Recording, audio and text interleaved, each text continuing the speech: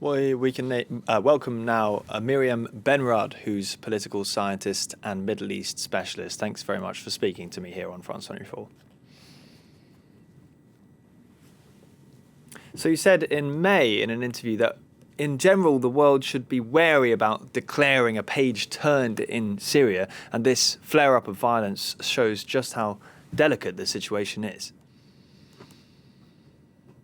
Yes, I think there was a moment of optimism, if not euphoria, on the side of the Syrian opposition last December with the regime change in Damascus and the idea that we were entering a phase of positive political transition. I think a lot of parties put a lot of hope in this transition.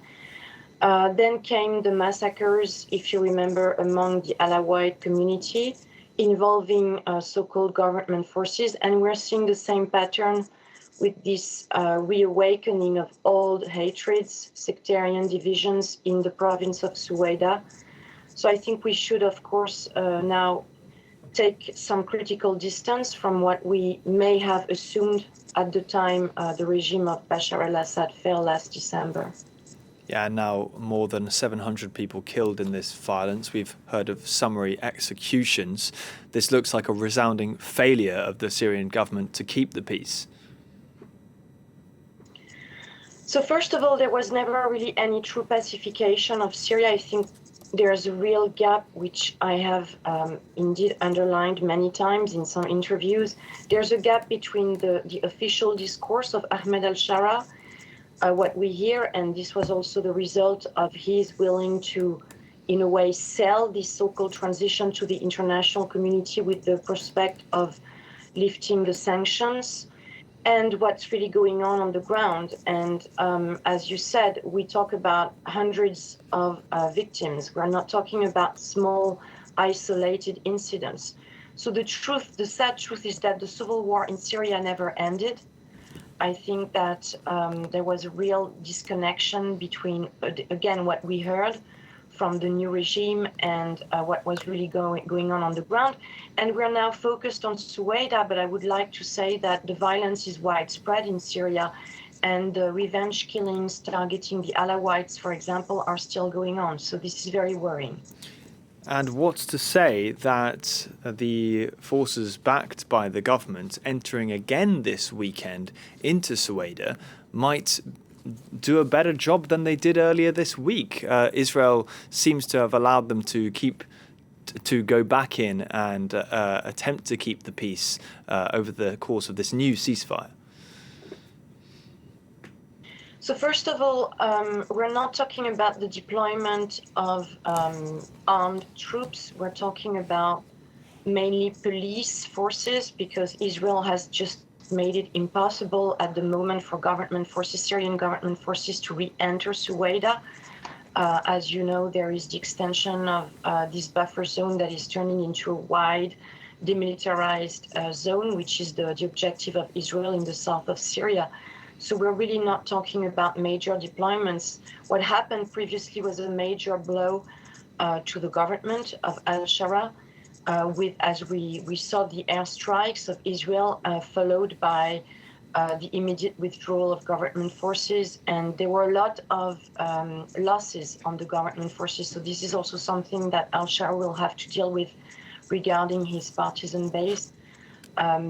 So for the moment, we are more seeing sectarian strife opposing the Druze militias to the Bedouins who are trying to reorganize themselves, and we're seeing this extension of the tribal mobilization with very few actors able to stop the violence, actually.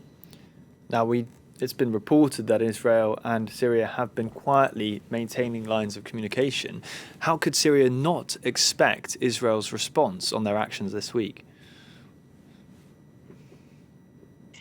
So I'm not sure that Israel is going to, at the moment, escalate its military action. I think that Israel managed to obtain what it wanted. As I said, the withdrawal of thousands of troops deployed by Damascus.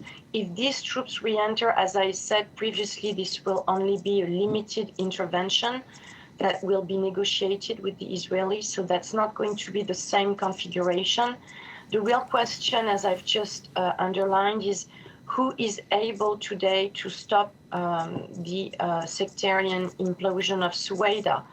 And I'm not sure that any actor, despite this mediation involving the US, Turkey, and other Arab states, I'm not sure any form of mediation can, at the moment, limit the violence. So we need to see what the local deals will be, because that's really about the Syrians also and what they can manage to agree upon. Yeah, and I guess what's happening here, that, as you rightly say, there is not a united Syria, but now going forward, other groups might be tempted to look at this and demand further autonomy. So if we've got two paths, one's towards a more united Syria, one's towards a more divided Syria, then this surely only takes us in one direction.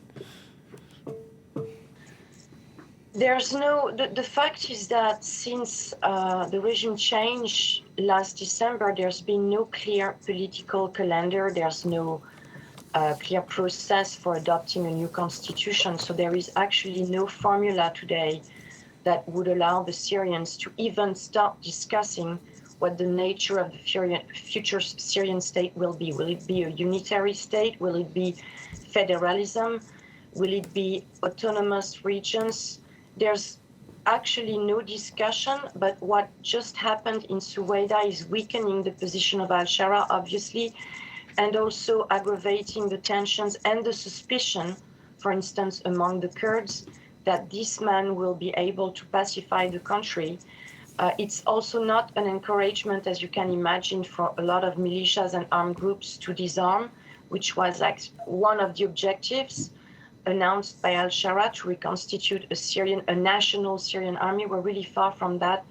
And as long as the violence continues, we're not going to re-enter a political sequence. So this is why I think what we're seeing is quite frightening. Myriam Benraad, thank you so much for your time this morning.